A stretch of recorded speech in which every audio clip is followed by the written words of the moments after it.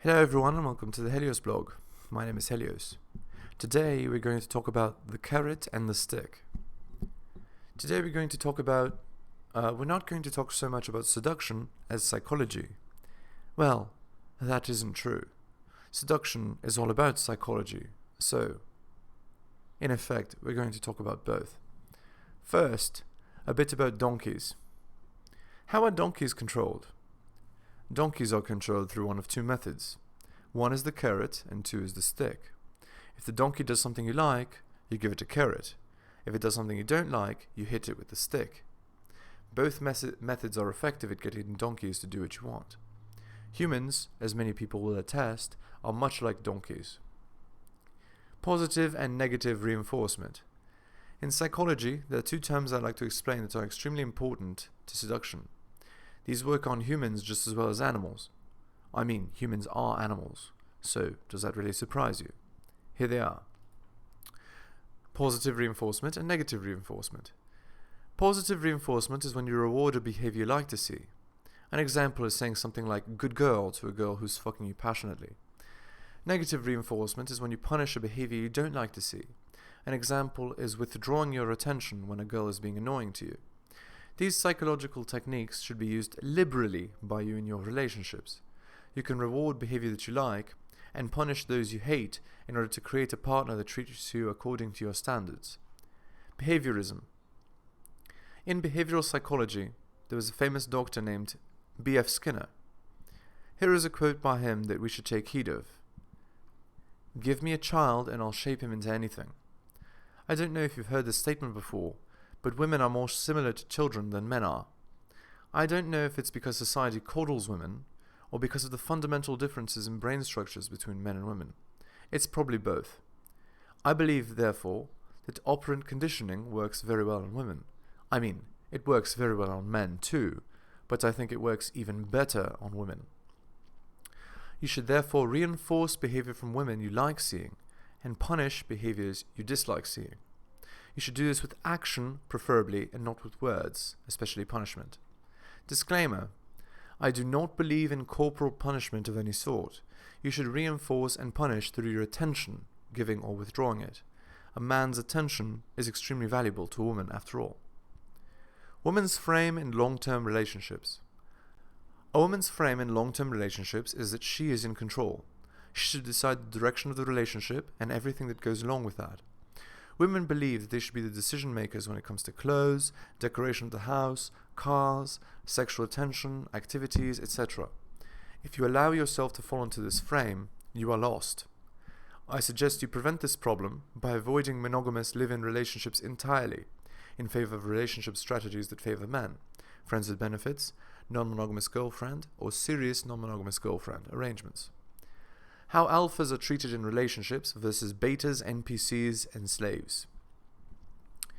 In relationships, women naturally defer to alphas. They tend to become naturally shy and submissive with men they really like. Alphas get to do what they want in their relationships because of that. Beta, slave, NPCs get no such luxury. Women consider themselves to be above these men. Because of this, NPCs get a whole host of rules that they are allowed to do in relationships. This is how you get the husbands that have to ask their wives' permission to do anything they want to do, like they would their mommy at 6 years old. How to be in control of a relationship. The simplest way to be in control of a relationship is to always hold the power to walk away. When you're a non-monogamous man and actively exercising your options, you're never beholden to one girl. Since none of them can control you, they compete with the other women in your life for dominance, to be your favorite. They'll defer to you in everything, as women know on an instinctual level that alpha men love to be followed. You can then dole out punishments and rewards as you see fit, depending on the behavior of the women in your life. Reward what you like to see by giving attention and affection, and punish what you don't by withdrawing your attention and going cold. Which should you use, carrot or stick? According to psychology textbooks, the most effective form of behavioral control is reward.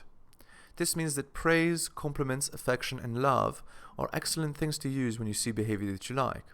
You should actively avoid showing any of these behaviors if you see behavior you don't like.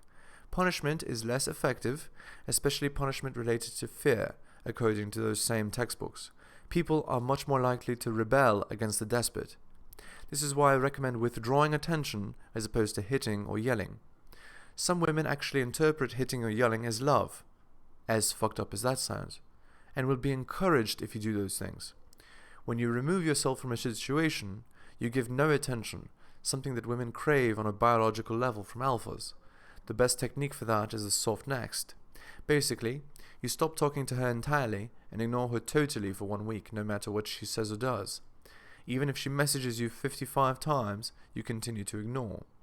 It's extremely important that you exercise your ability to use both the carrot and the stick.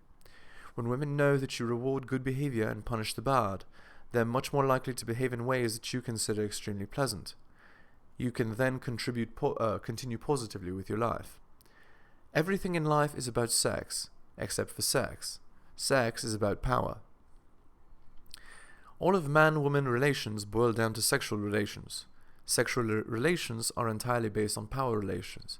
This is why women play power games, shit tests.